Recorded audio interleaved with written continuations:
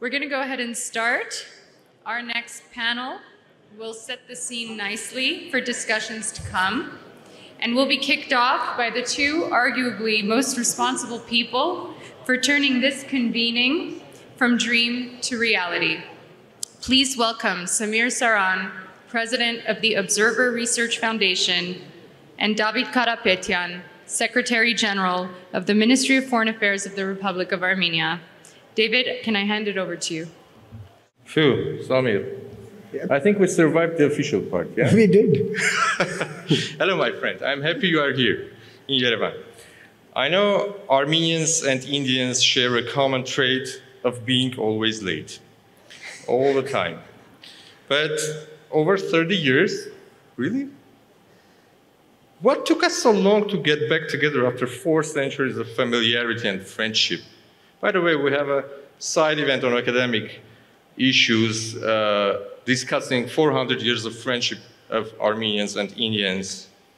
You have now harbored at the Armenian dry port, where the world's biggest democracy encounters its aspiring friend, which hand in hand connect to our friends in Asia, Europe, and transatlantic through multimodal supply chains of democratic values. Finally, we are united as Vasudhavya Kutumbakam. We can connect to our cousins in South. We can travel to our friends in the North. East and West are so close. It just takes a crossroads of peace to bring the whole family together. Excellencies, ladies and gentlemen, we all need to start investing today to shape the tomorrow we all want. Armenia is a frequent participant of the Ryzenia dialogue, and this is how we came up with the idea to work with our friends at the Indian Observer Research Foundation to launch the Yerevan dialogue. Allow me to introduce my good friend Samir Saran, President of the Observer Research Foundation. Thank you. Thank you so much, David.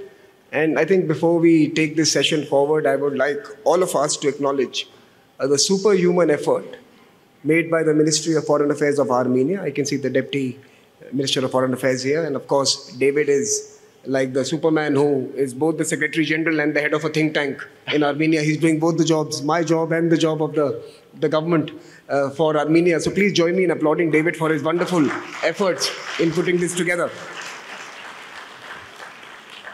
We are not only very similar, but we are also in some ways the essential items that bind the world together. In this global world, there are 3 things you will find everywhere: Armenians, Indians, and potatoes. It's true. We are the quintessential global beings. And of course, the Armenians were first off the block, and globalization was possibly a byproduct of traders from Armenia who unlocked the land routes and connected the world. Of course, it was accelerated through others as well, but this is where it all began in many ways. This is where the first iteration of globalization began. But now, there is something again that's very common about Indians and Armenians. You go to a technology company boardroom, you go to a cabinet meeting in any country of the world, and you'll have people from either the Indian origin or an Armenian origin holding important positions. I was in Hungary just a couple of weeks ago, and we had Armenia there as well. So it's incredible how the communities, as communities, we are people who go to the world in peace, in pursuit of knowledge, in pursuit of friendship, never for political expansionism, never for changing the borders, never for acquiring material wealth. It is the quintessential global ethic that now needs to be reinvented in the 21st century. So, David, I'm glad we are working together. I'm glad this dialogue has come together as a way of coming back after 4 centuries and building something new together. And let me ask you, first off, that since we have put this together, we have folks from so many countries here. What are your ambitions around the dialogue? I have mine, but let me ask you yours first. Of course. Today's, increasingly complex world where interconnections and diversity must serve as opportunities to build bridges, where education and scientific advancement must be at the forefront of reaching the ambitious sustainable development agenda, where heritage must connect generations, cultures, and peoples. It is our utmost importance to have an international community that is truly committed to these values and goals. In order for us to withstand the challenges of globalization, in order to meet the demands of people without diminishing the ability of future generations to meet theirs, in order to change the technological advancement and digital solutions towards a common vision for the future of humanity, in order to turn our differences into our strengths, in order for the relations between various ethnic groups, nations, and countries, small and big, near and far, not to lower the level of monologues. We need dialogue, because we speak to each other, but very few listen to each other, like us. It is with this vision that the MFA decided to launch the Ryzenia dialogue with ORF, Samir. And let me ask another question to you. Since you host these conferences around the world, we see it on Instagram all the time, you're traveling here and there, what outcomes must emerge out of Yerevan dialogue? What do you think? So, Davit, I think everything that you have said clearly must be an objective for us. We must respond to the 4 or 5 important questions the world has posed to all of us. Technology, climate change, global governance, peace and security, human welfare, all those are fine. But I think what I would like to see coming out of the Yerevan dialogue is a Yerevan community of thinkers, a community of purpose, folks who can pick up the phone and talk to each other, folks who can knock their heads and try and find solutions that their own societies grapple with. So I think what really I would like here is for all of you to find 4 or 5 or 6 people in this group belonging to places that you don't know about, getting to know about those places, and beginning a new friendship. I think friendships out of Yerevan can really help us build a policy community that can actually achieve much of what you outlined. So I would like this conference to sow the seeds of the Yerevan community that will shape the world together, that will respond to the challenges together in friendship, in the spirit that we had last evening at the beautiful vineyard where you hosted us. I want that mood to prevail when we discuss the tougher questions as well. The world is a complex place, but we can have fun while responding to those complexities. You know, but David, you know, let me ask you a question. Since I have kind of listed the challenges that I think we must respond to, let me ask you your take on what could those challenges sitting in Armenia be for you, and Armenia's role in responding to these as both an international actor and a regional player. As we found out during last years, the events that take place in one part of the year are immediately echoed in the other. The developments in other weakening the food security, increasing inequality, the pandemic, accompanied by the disruption of global supply chains, and the further exacerbated situation caused by armed conflicts in various parts of the world bring about new challenges and complexities in present-day international politics. South Caucasus, where Armenia is located, we are between Asia and Europe. We've always been at the crossroads connecting the north to south, east to west, with all political, economic, and cultural features pertinent to being a major trade and cultural highway. It has as well been a juncture where different political systems meet, where changes are born, including in the form of democratic upheaval and reform. Samir, through your interactions with diverse stakeholders, what kind of partnerships have emerged as important for the world we live in? So, David, I'm convinced that in the world we have 3 unique communities operating in silos, operating in isolation. We have the technology and innovation community that is producing outcomes for the sake of technology and innovation and wealth creation. There is a political and strategic community that is playing the chessboard again in the 21st century. You know, the 20th century chessboard has now got a 21st century avatar, and people are enjoying moving the pieces to change the maps and political equations and dynamics. So there's a second community, that's the political community. And then, of course, we have what I call the business community. And they are quite determined to preserve gains, to prevent newcomers from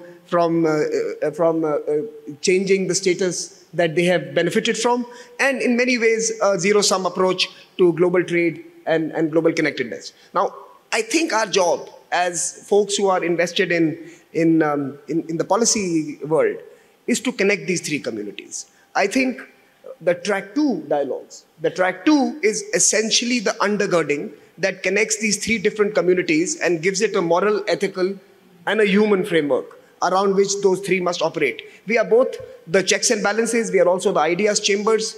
We have to actually sometimes lead the policy debate, sometimes apply brakes to it so that it doesn't run awry. And most importantly, we need to ensure that these three different communities today work together for the benefit of all of us. Let me, before I have a question to ask you, but before I turn to that, let me also confess, as someone from the research and policy community, let me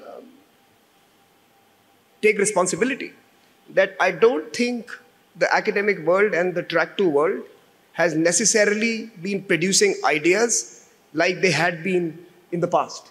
I think we are justifying decisions taken by the track 1 more often than putting frameworks that track 1 is forced to take notice of. I think some of our political leaders are leading the ideas game, and the track 2, in fact, is following. So I think the track 2 needs to up its game, otherwise we are going to become irrelevant in the future. But you mentioned the birth of transitions in this geography. You know, you have two, in my time here and meeting all the wonderful people in Armenia, I think there are two intrinsic values that you treasure as people. One is democracy.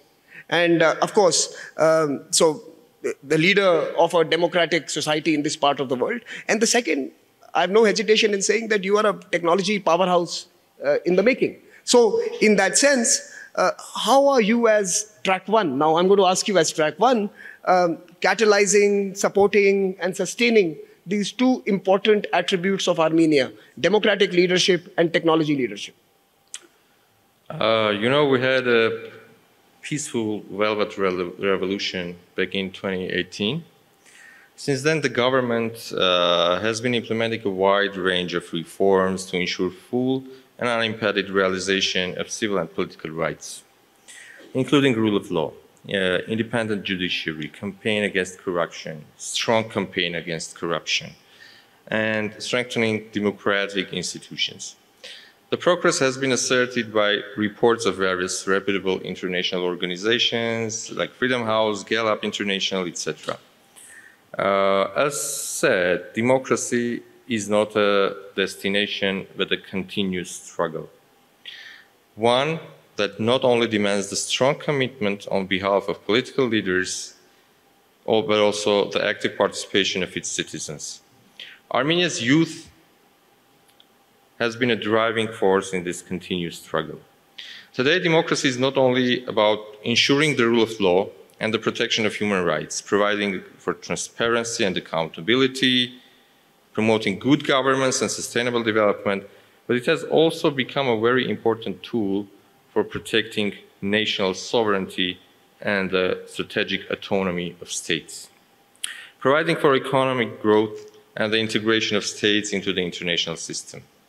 As a landlocked country, with its borders from the east and the west in the blockade for the last 3 decades, with comparatively high trading costs in goods, Armenia has seen high-tech digital exports playing an important role in fostering Armenia's growth.